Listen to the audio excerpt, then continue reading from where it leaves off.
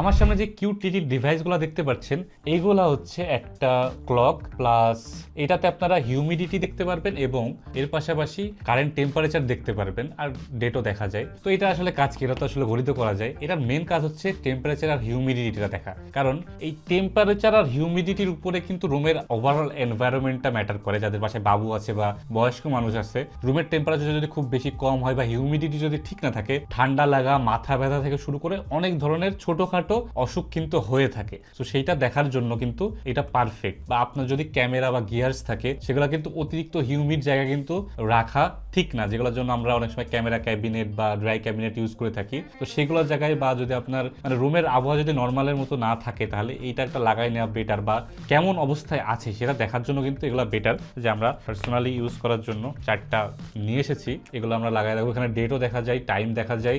এর পাশাপাশি রুমের ওভারঅল অ্যাম্বিয়েন্ট কি কেমন আছে সেটাও এখানে শো করে।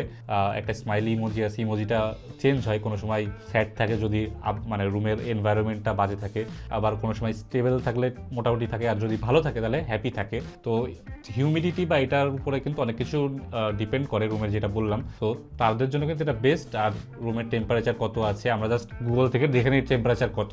আরে ভাই, বাইরে যদি 32 ডিগ্রি হয়, আপনার রুমের ভিতর তো 32 ডিগ্রি হবে না। তো সেই অনুযায়ী আসলে কিন্তু কাজ করে এই জিনিসটা। সো আপনার রুমের টেম্পারেচারটা জানার জন্য কিন্তু বেস্ট ডিভাইস এটা, রুমের টেম্পারেচার এবং হিউমিডিটি দেখার জন্য। সো যারা নিতে যাচ্ছে তারা কিন্তু চাইলেই লিলিপুট শপে এই যে এইটা অর্ডার দিয়ে দিতে পারেন। এটার নামটা আমি আসলে ভুলে গেছি, এটা কি নাম মনে পড়তেছে না। যাই হোক, এটা হচ্ছে Duka TH1 clock thermo thermo কিছু একটা আছে, এত পড়াশোনা করি নাই বলে এখন ভিডিও বানাইতেছি। তো যাদের অর্ডার দেওয়া লাগবে অর্ডার দিয়ে দেন।